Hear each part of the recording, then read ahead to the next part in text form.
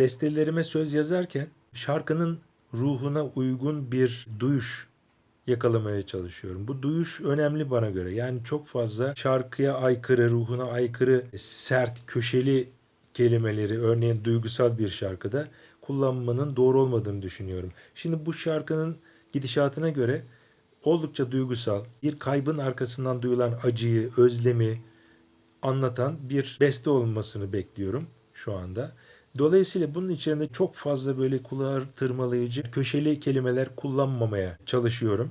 Sözlere gelecek olursak ne dedik? İşte gökten bana yağmur ol gel. Nakaratın ilk bölümü. Şimdi ikinci sözü olarak yani ikinci dize olarak yağmur yağıyor ve bu yağmur kişinin özlemiyle, acısıyla, coşkusuyla sele dönüşüyor. Dolayısıyla burada aşkınla sel olayım ve çok da böyle köşeli olmayan kelimeler olduğu için bunlardan oluşan bir dize uygun geldi bana.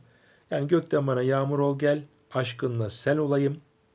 Bundan sonraki bölümde bazen tekrarlar insana iyi geliyor. Bunu da uzman müzisyenler tavsiye ediyor.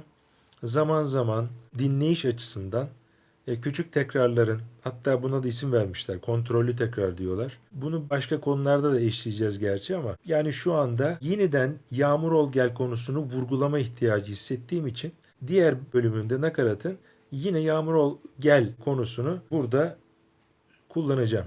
Bir yağmur ol gel ama bu defa gökten bana yağmur ol gel, tekrar gökten bana yağmur ol gel şeklinde değil ama baş kısmını değiştirerek damla damla yağmur ol gel olarak kullanmayı düşünüyorum. Son olarak da onun özlemini coşkulu bir şekilde, haykıracağı bir şekilde dile getirmek için bir deyiş olarak susuzum sana kanayım dizesini kullanıyorum şu an. Bunlarda şu ana kadar kulağa tırmalayıcı bir şey gelmedi benim kulağıma. Dolayısıyla bunu şöyle bir çalacak olursam kabaca önüme alayım sözlerimi de, akorlarımı da alayım. Üzerinden geçeyim nakaratın. Gökten bana yağmur ol gel, aşkınla sel olayım. Damla damla yağmur ol gel, susuzum sana kanayım. Evet, nakarat oluştu sözüyle beraber. Bunun içinde daha önceden denemelerim oldu. Susuz kaldım, sana kanayım falan olmadı yani hece olarak uymadı. Söyleyiş olarak kulağıma iyi gelmedi. En sonunda bunda karar kıldım. Evet, nakaratımız hazır. Bir bestenin içerisinde o beste tam olarak bir mantıklı hikaye mi anlatmalı, yoksa birbirinden zaman zaman bağımsız, kulağa hoş gelecek şekilde sözlerde yazılabilir mi? Bu başlı başına bir tartışma konusu. Ama bu şarkıda ben bir hikaye anlatıyorum. Bulduğum melodiye söz yazmak üzere kağıdın karşısına oturduğum zaman, boş kağıdın karşısına, bazen şansım yaver gidiyor. Aklıma söz geliyor ve bu çok sırıtmıyor. Beni mutlu ediyor o an için. Zaman zaman tabii ki şarkıyı bitirdim dedikten sonra bunu eşimle ve çocuklarımla paylaştığım zaman onlardan gelen geri bildirime göre sözlerde ufak tefek değişiklikler yapma ihtiyacı hissettiğim oluyor tabii. Ama genel anlamda şansım yaver gittiği zaman işte bir oturuşta, iki oturuşta sözler ortaya çıkabiliyor. Zaten ona hazır hissetmesem kağıdın başına oturmam diye düşünüyorum. Bazen de gerçekten sürüncemede kaldığı oluyor bazı melodilerin. Söz yazmak üzere oturuyorum, düşünüyorum. 10 dakika, 20 dakika, yarım saat gelmiyor herhangi bir şey. Veya bir gün boyunca zaman zaman gelip oturuyorum fakat olmuyor. Yani olmayabiliyor. Aklıma bir şey gelmeyebiliyor. Dolayısıyla o zaman zorlamanın yararsız olduğunu düşünüyorum ve orada bırakıyorum. Her şey hazır olacağım bir güne bırakıyorum. O hazır olduğum gün tekrar geliyorum, oturuyorum. Bazı fikirler de o an aklıma geliyor.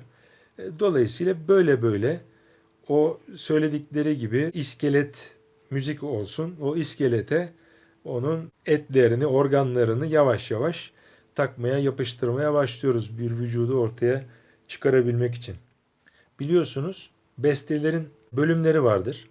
A bölümü yani bir giriş bölümü. Zaman zaman A bölümünden doğrudan nakarata geçiş yapılır. Kısa sürede nakarata ulaşılır. Seyirciye bir tatmin duygusu kısa sürede hissettirilir. Daha sonradan işte verilmek istenen diğer mesajlar verilir, diğer bölümler oluşturulur. Bazen A bölümü, B bölümü uzatılır. Nakarata daha uzun sürede varılır. Bazen A bölümünden nakarata geçişte bir köprü kullanılır. Küçük bir köprü. Yani nakarata hazırlama, nakarat geliyor şeklinde bir duyuruda bulunmak amacıyla. Ben de bu şarkıda çok fazla nakarata giden yolu uzatmayı düşünmedim ve A bölümünü yazdıktan sonra kafamda böyle bir rota belirledim. A bölümünü yazayım. Daha sonradan küçük köprü oluşturayım. O köprü vasıtasıyla da nakarata geçiş sağlayalım diye düşündüm. Ve nakarat oluştuğu için A bölümü üzerinde ben geçen zaman içerisinde bir gün, 2 gün, 3 gün her neyse hatırlamıyorum şu anda. Melodi üzerinde düşündüm. A bölümünün melodisi nasıl olabilir diye. Ve aklıma şöyle bir fikir geldi. Şarkının A bölümü için düşündüğüm melodi şöyle.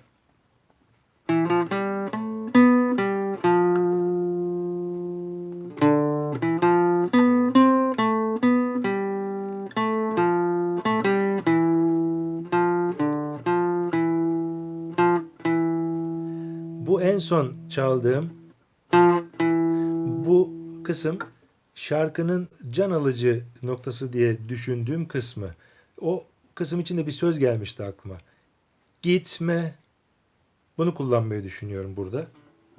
Gitme. Bu melodi üzerine düşündüğüm zaman şarkının ben başta mi minör gamı üzerinde dolaştığımı söyledim size. Tabi burada doğal mi minör olarak konuşuyorum. Şöyle olurdu.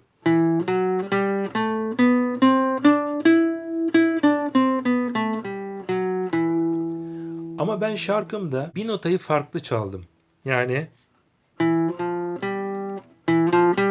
Yani doğal minörün sınırı dışına çıktım. Doğal minörün ikinci sesini yarım ses pes olarak çaldım. Yani doğal minörde ikinci ses mi fa diyez iken, çünkü mi minör içerisinde bir tek arıza vardır. O da fa diyezdir. Gerisi arızasızdır. Şimdi burada mi'den sonra fa diyez geliyordu doğal minörde. Ama ben burada bu ikinci sesi, gamın ikinci sesini yarım ses pesleştirdim ve fa olarak çaldım. Böyle olunca durum değişti. Ne oldu? Bu defa Batı müziğinde Phrygian olarak adlandırılan bir moda girdik. Yani Türk müziğinde de Kürdi makama denk geldiği söylenen mod. Bu modda hangi majör dizinin modudur? Onun için yukarı çıkalım. Do majör gamına baktığımız zaman bu do majör. Onun ikinci modu, bu ikinci mod, do majörün ikinci modu re Dorian. Ve üçüncü mod olarak da nereye ulaştık? Mi Phrygian'a ulaştık. Yani bizim şarkımızın tonu Mi Phrygian. Yani bu gam içerisinde dolanarak melodimizi çıkarmış oluyoruz.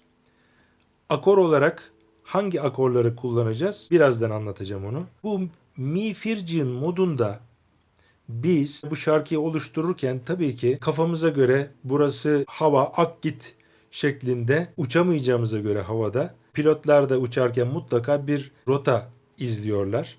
Yani havada da görmediğimiz bir kulvar, bir patika, bir yol ne derseniz deyin, onun içerisinden gider uçaklar. Yani dolayısıyla biz de bu şarkımızı ortaya çıkarırken belli bir rotadan gideceğiz. Ve bu rotada belirlenmiş oldu Mi Phrygian.